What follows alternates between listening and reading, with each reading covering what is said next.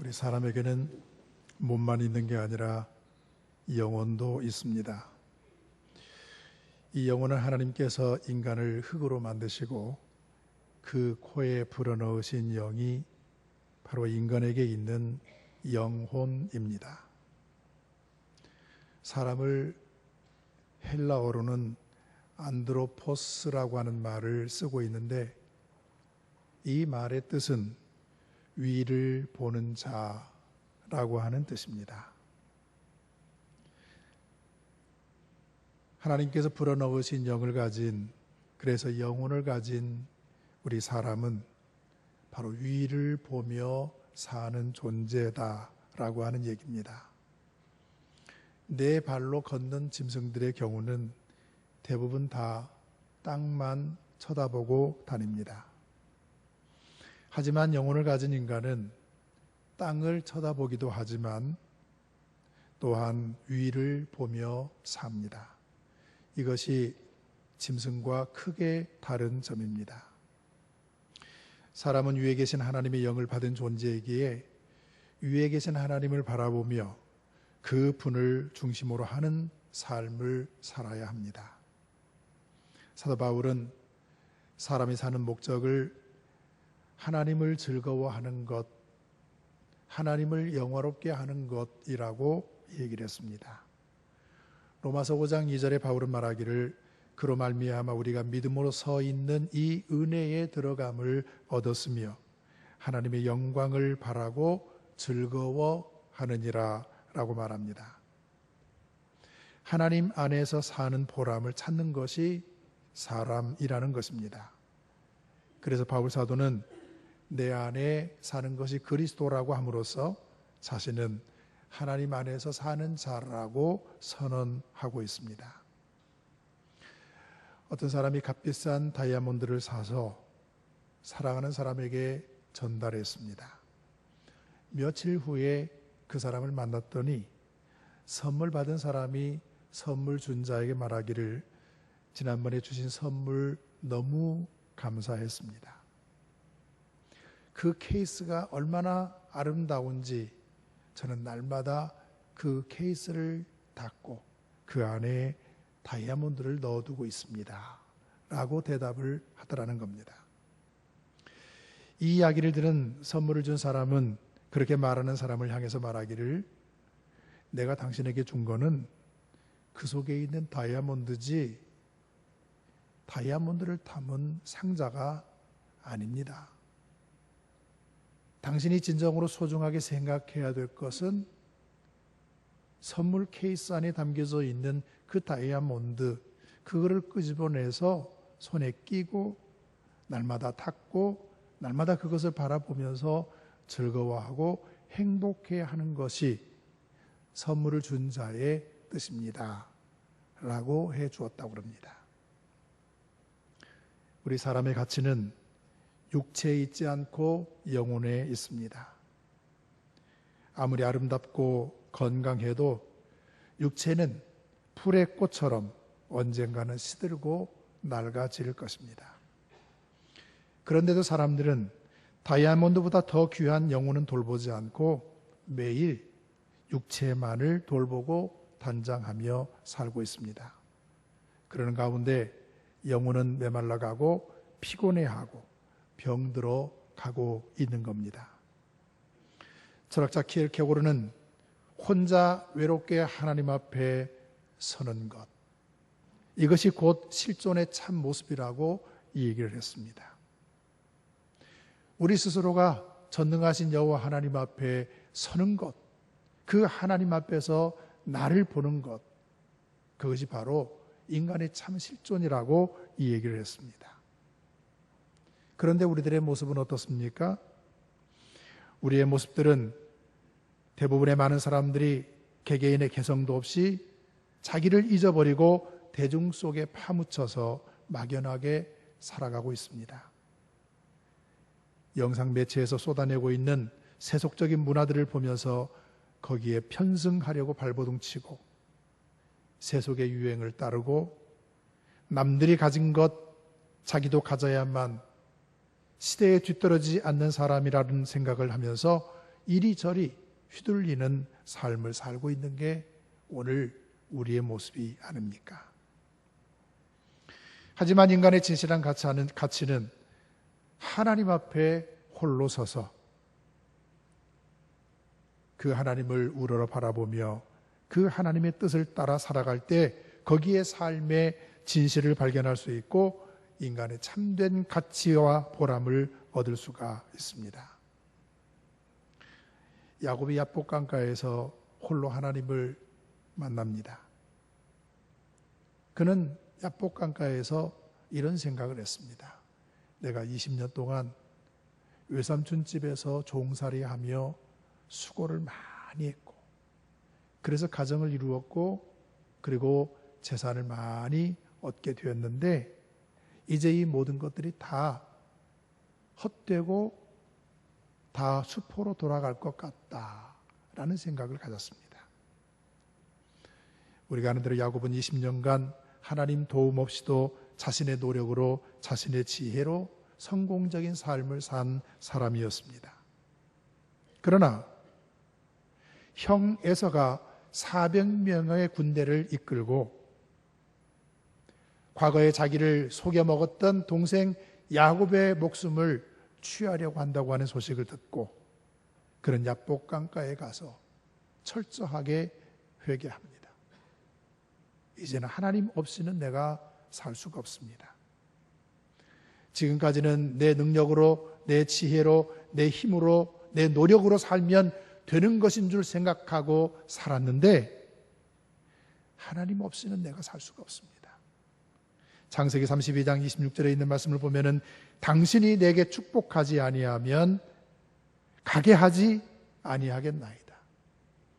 하나님의 사자와 붙들고 씨름하면서 야곱이 한 말입니다. 나에게 축복해 주세요. 이제는 하나님께서 나를 축복해 주셔야만 내가 야곱 형의 칼날에서부터 살아남을 수도 있고 20년 동안 수고하여 얻은 모든 것들을 잃어버리지 않고 지킬 수 있을 것 아닙니까? 나에게 축복해 주세요. 하나님의 사자를 붙들고 몸부림칠 때 하나님의 사자가 그의 환도표를 쳐 그는 그날로 걷게 되었고 그리고 난 다음에 이스라엘이라고 하는 축복을 받게 됩니다. 여러분, 그날 이후로 야곱은 절뚝발이가 됐습니다. 장애자가 됐습니다. 장애자의 심정을 여러분들이 아십니까? 죄송하지만 건강하신 분들은 장애자의 심정을 절대로 알 수 없습니다. 건강했던 사람이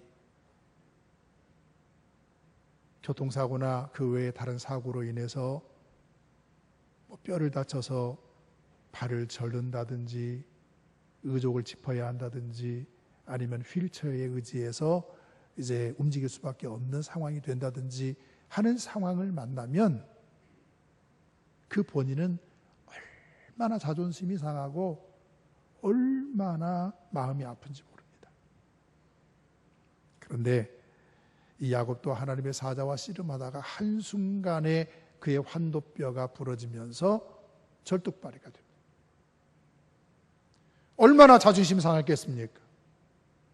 정상적으로 걸었던 그였습니다. 여러 부인들 앞에서 떳떳하고 건강한 모습으로 부인과 가까이 했던 자기입니다. 이제는 병신이 됐습니다. 저는 자가 됐습니다. 그런데 성경에 그 이후의 야곱의 이야기를 보면 한 번도 자기 자신이 절개된 것에 대해서 불평해하거나 불만스럽게 생각하거나 그리고 창피해하지 않았다고 기록되어 있습니다. 기록이 없습니다. 전혀. 야곱은 자기 몸은 비록 저는 자가 됐지만 하나님의 축복을 받았다고 하는 사실, 이 사실 앞에 감격했고 그의 형으로부터 용서를 받을 수가 있었고 자기 고향에서 당당하게 살 수 있음에 대한 감사의 삶을 살았습니다. 하나님 없이는 살 수 없다라고 한 것이 바로 야곱의 고백입니다. 누가복음 12장 16절 21절에 보면 예수님이 어리석은 부자에 대한 비유를 말씀합니다. 한 부자가 농사를 지어서 수확을 많이 했대죠. 너무나 수확물이 많아서 기존에 가지고 있는 창고에 다 쌓을 수 없어서 더 많은 창고를 지어서 거기에 수확물을 든든하게 가득 채워 놓았습니다. 이 이야기 보면은 이 부자가 농사를 지을 때 불법을 행했거나 다른 사람 농사하는 일에 방해를 줬거나 다른 사람의 것을 빼앗았거나 그러진 않았어요. 정당하게 최선을 다해서 일해가지고 많은 수확물을 얻었어요. 사업하는 사람들이 정당하게 떳떳하게 바르게 열심히 사업해서 많은 돈을 벌잖아요. 돈을 벌면 은행 통장이 여러 개예요. 어떤 통장은 2억짜리, 어떤 통장은 3억짜리, 어떤 통장은 5억짜리, 어떤 통장은 10억짜리. 여러분, 이런 통장을 가지고 있는 사람의 마음은 어떻겠습니까? 얼마나 마음이 든든하겠습니까? 당분간 먹고 살 걱정하지 않아도 되니까 마음의 여유도 생기죠. 이 부자도 그랬습니다. 그래서 자기 자신의 영혼에게 말하기를, 영혼아, 여러 해 쓸 물건을 많이 쌓아두었으니 평안히 쉬고 먹고 마시고 즐거워하자.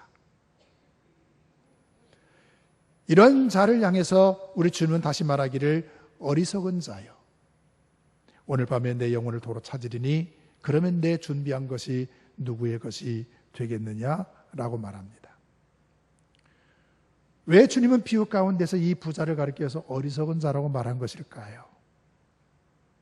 이 부자는 자기 영혼에 대해서 먹고 마시고 즐기자 하는 얘기를 했습니다. 다시 말하면 그저 자기 생계 유지를 위해서 자기가 쌓아놓은 것을 가지고 다 쓰겠다 하는 겁니다.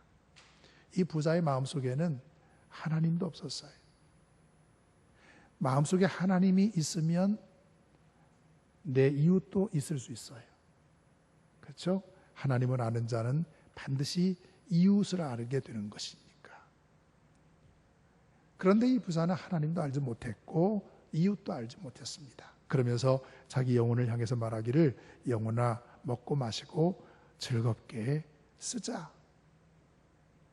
자기만을 위해서 쓰려고 생각한 거, 이것 때문에 어리석은 자라고 책망받았습니다. 또 이 부자가 어리석다고 책망받은 것은 소유권에 대한 잘못된 인식이 있었기 때문입니다. 이 비유 가운데 보면은 이 부자는 말합니다. 내 소출, 내 곡간에, 내 영혼아, 모두 다 내 거예요. 모든 것들이 자기 소유라고 인식하고 있는 이 모습이 잘못됐기 때문에 우리 주님은 이런 자를 가리켜서 어리석은 자다, 그렇게 말하면서 오늘 밤에 네 영혼을 도로 찾으면 네가 준비한 것이 누구의 것이 되겠느냐. 그러죠? 아무리 많이 수고해서 풍족하게 준비해 놨어도 그건 내가 쓰고 선한 일에 쓰고 하나님 나라 위해서 쓰고 의미 있는 곳에 쓰면서 살아야 행복한 거지. 그거 가지고 있고 그것만 쳐다보다가 든든하다 그러다가 죽으면 무슨 소용이 있어요?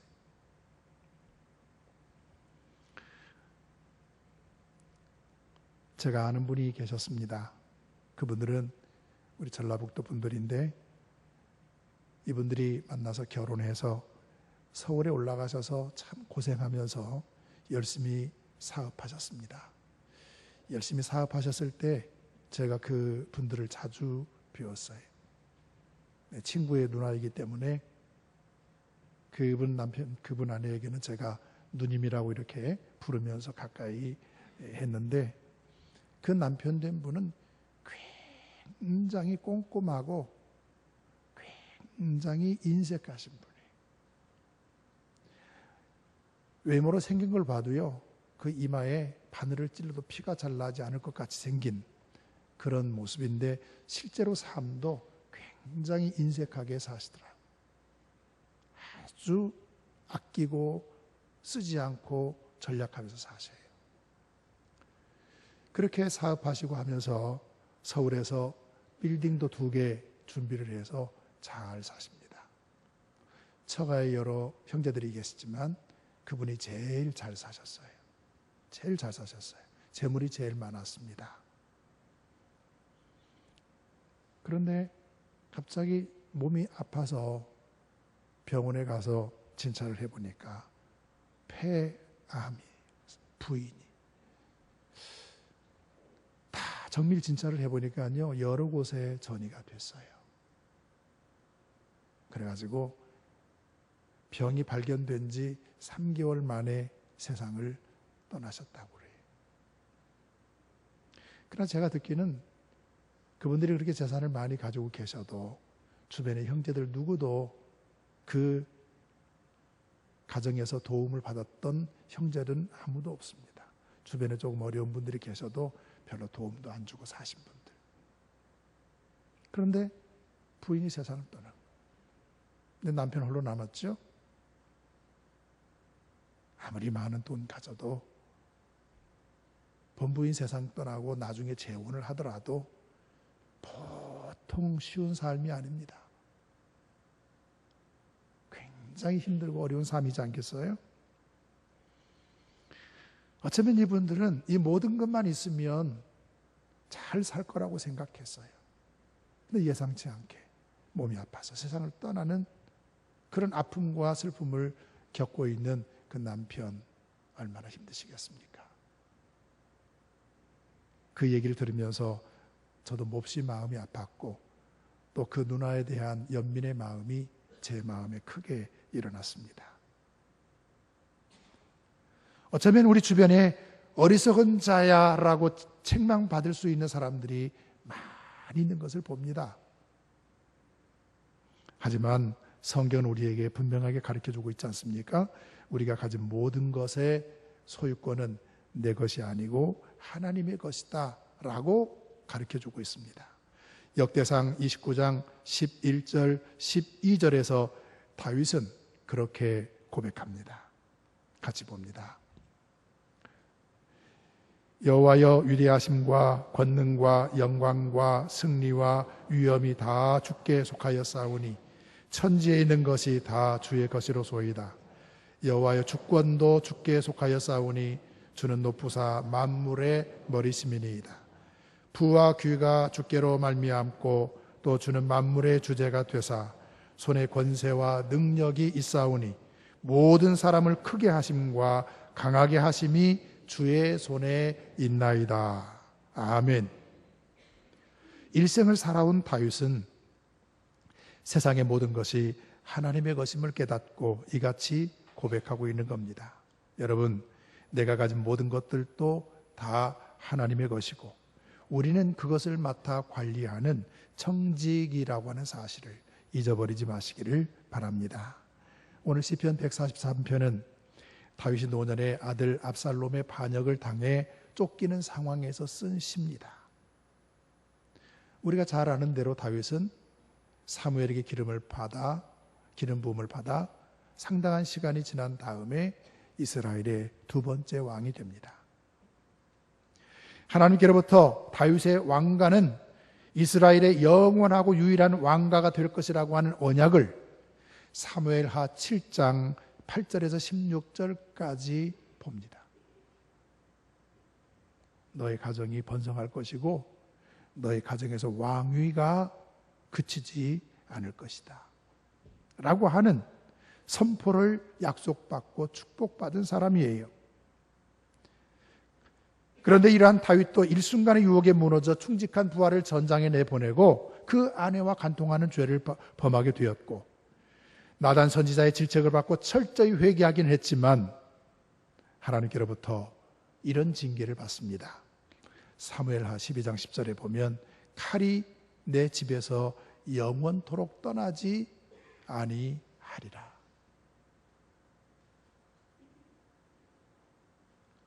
이 징계를 받고 난 다음에 다윗 가정의 역사를 보면은 어떤 일이 있었습니까?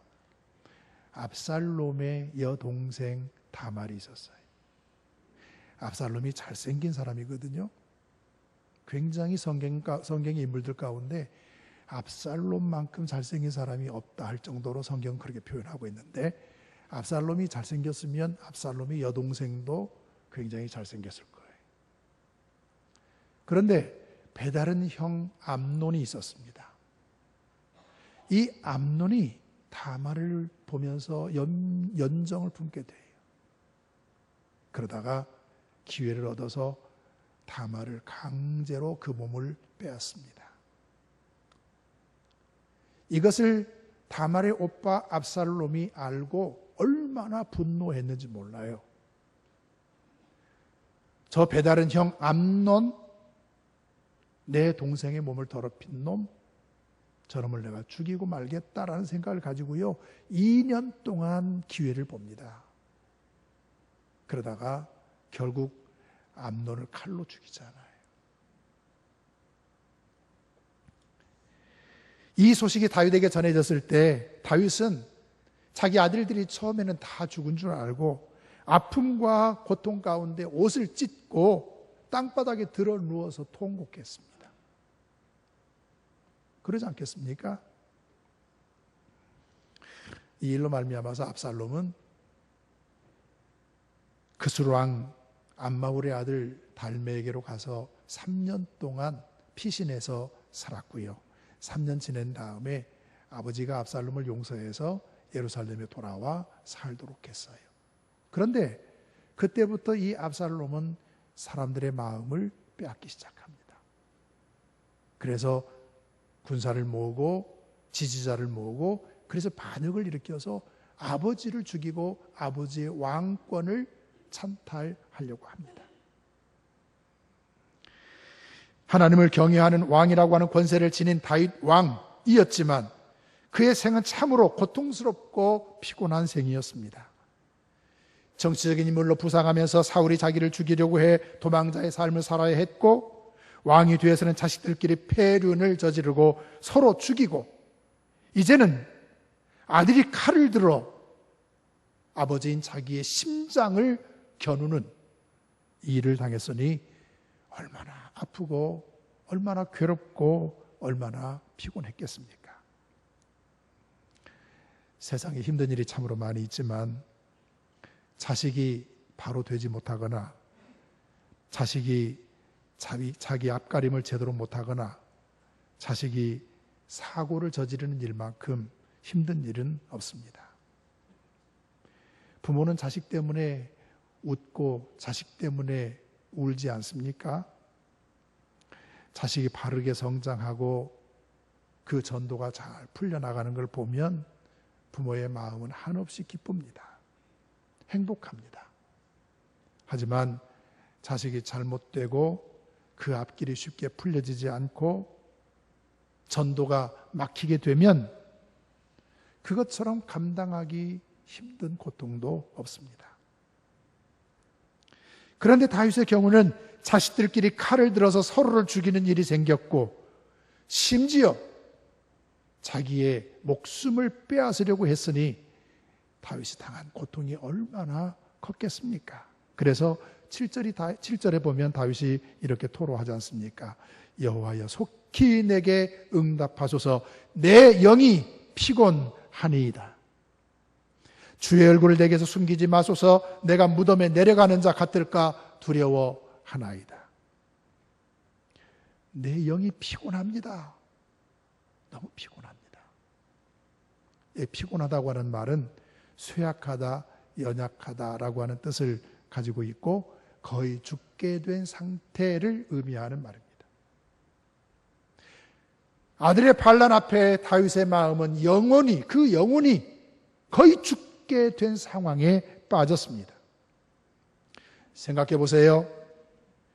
아들이 자기를 죽이려고 반란을 일으킨 이 상황 앞에 왕이었던 다윗의 신하들 앞에 얼마나 부끄러웠겠습니까? 국민들 앞에서는 고개를 들지 못할 만큼 민망하지 않았겠습니까?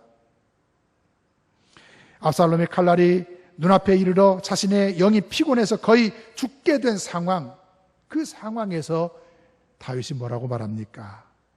하나님 나를 버리지 마소서.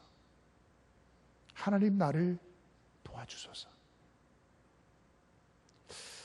보통 사람들 같으면은요, 자기가 비록 하나님께로부터 내 가정에서 왕권이 끊어지지 않고 영원하리라 라고 하는 이런 축복의 약속을 받았다 할지라도 자기 집안의 자식들끼리 이런 분란이 생기고 자식이 자기를 죽이려고 반란을 일으킨 그런 상황이 오면 하나님 이게 뭡니까? 내가 하나님을 의지하고 하나님의 백성들을 섬긴다고 잘 섬겼는데 이게 나에게 주어지는 벌입니까? 내가 하나님 의지할 수 없습니다. 나 하나님께 예배하고 싶지 않아요. 하나님께 기도하고 싶지도 않아요. 나 하나님께 나가지 않겠습니다. 이렇게 말할 수 있는 상황이에요. 그런데 다윗은 뭐라고 말합니까? 그런 극한의 상황에서도 하나님을 버리거나 신앙을 포기하지 않고 도리어 고개를 들어 하나님을 바라보고 하나님께 호소하고 하나님의 도움을 요청합니다. 8절에도 보면 아침에 나로 하여금 주의 인자한 말씀을 듣게 하소서. 내가 주를 의뢰하매니이다. 내가 다닐 길을 알게 하소서. 내가 내 영혼을 주께 드림이니이다 라고 하면서 더욱 주님을 의지합니다. 하나님의 선택을 받고 언약의 축복을 받은 다윗도 인생을 사는 동안 수많은 괴로움과 어려움을 겪은 것처럼 때때로 우리 믿음의 사람들도 예기치 않은 일들을 만나서 고통을 당하기도 하고 아픔을 겪기도 합니다. 경제적 손실을 입음으로 말미암아 어려움을 겪기도 하고 예기치 못한 질병이 찾아와서 고통을 겪기도 합니다. 저는 늦게 알았습니다마는 어제 신문에 보니까 어떤 사람이 그래 그게 있어요. 미국의 유명한 배우가 있는데 안젤리나 졸리. 그 사람의 이름을 쉽게 외우려면 안졸리나 졸리 이렇게 안젤리나 졸라 이런 식으로 외우면은 잘 외워질 수 있는 이름인데 굉장히 미인이고 훌륭한 배우였는데요. 이 사람이 DNA 검사를 해보니까 자기 DNA 속에는 자궁암에 걸릴 가능성이 많다. 이렇게 판단하고 난소를 떼내버리고 또 유방암에 걸릴 수 있는 가능성이 DNA가 많다라는 그런 그 결과를 보면서 유방을 떼내버려요. 이야, 질병이 미리 올까 봐서 미리미리 다 제거를 해버렸더라고요. 여러분은 절대 그러지 마세요. 질병이 오면 또 그 질병과 싸워야죠. 싸워서 잘 치료하고 또 우리가 회복을 해야 하니까요. 예상치 못한 사고를 당해서 아픔의 눈물을 흘리기도 하고 자녀들 앞길이 풀리지 않아 마음 상해하면서 한숨 쉬는 일도 있을 겁니다. 또 요즘엔 여름 날씨가 너무 더워 출입하기 불편하고 일상생활이 많이 힘들었을 겁니다. 얼마나 피곤하십니까? 다윗만큼은 아니지만 여러분들도 하나님을 향해서 하나님, 내 영혼이 피곤합니다. 그렇게 말하실 수 있는 상황이라고 생각합니다. 하지만 여러 가지 일들 때문에 피곤하고 지치셨다고 하더라도 낙심하시지 말기를 바랍니다. 다윗이 절박한 상황에 놓여 있었을지라도 하나님을 원망하거나 낙심하지 않고 도리어 그 영혼이 하나님을 바라보면서 하나님 말씀 듣기를 사모했고 하나님께서 자신의 모든 문제들을 해결해 주시도록 위탁했던 신앙, 우리도 본받을 수 있기를 바랍니다. 엘리야는 갈멜산에서 승리한 다음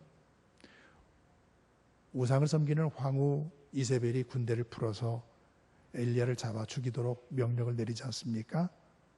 이세벨의 칼날을 피해서 브엘세바로 도망가 한 로뎀 나무 그늘 아래에 앉았습니다. 거기에 앉아서 한 일이 뭔 줄 아십니까? 하나님, 됐습니다. 나는 이제 할 일 다 했습니다. 내가 바알과 아세라 선지자들과 겨루어서 이겨서 하나님이 참신인 걸 온 세상 사람들에게, 이 민족에게 알렸는데 또 내가 죽게 생겼습니다. 이게 뭡니까? 더 이상 살고 싶지 않습니다. 내 영혼을, 내 생명을 거두어 가십시오. 로뎀나무 아래 앉아서 엘리야가 하나님께 죽기를 간구했다라고 성경은 말하고 있는데 그렇게 간구했겠습니까?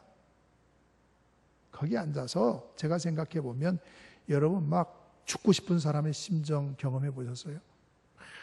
가슴을 쳤을 거고 자기 머리를 쳤을 거고 자기 몸을 쳤을 것이고 나 죽여주십시오. 나 죽고 싶습니다. 그랬을 거 몸부림쳤을 거예요. 그렇게 몸부림치다가 잠들었어요.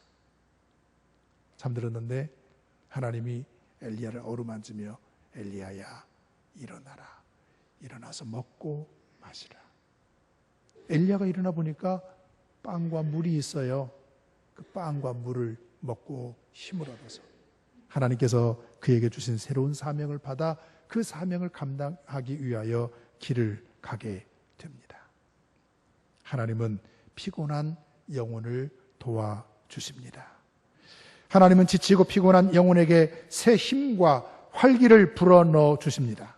그러므로 우리 모두 영혼이 피곤할 때 고개를 들어 하나님을 바라보시고 다윗처럼 하나님의 도우심과 인도하심을 구하여서 하나님의 위로를 받고 우리 앞에 있는 모든 문제들이 하나님의 손에서 해결되는 축복을 경험하시고 새 힘을 얻어 독수리처럼 나는 귀한 영들이 되시기를 주의 이름으로 축원합니다.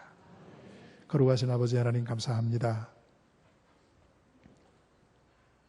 저희들에게 생명 주셔서 이 세상을 살아가게 하시지만 주님, 우리의 영혼이 너무 피곤합니다. 다윗만큼은 아니지만 우리 나름대로 각자의 영적 피곤함을 느끼면서 매일매일을 힘들게 살아가고 있습니다.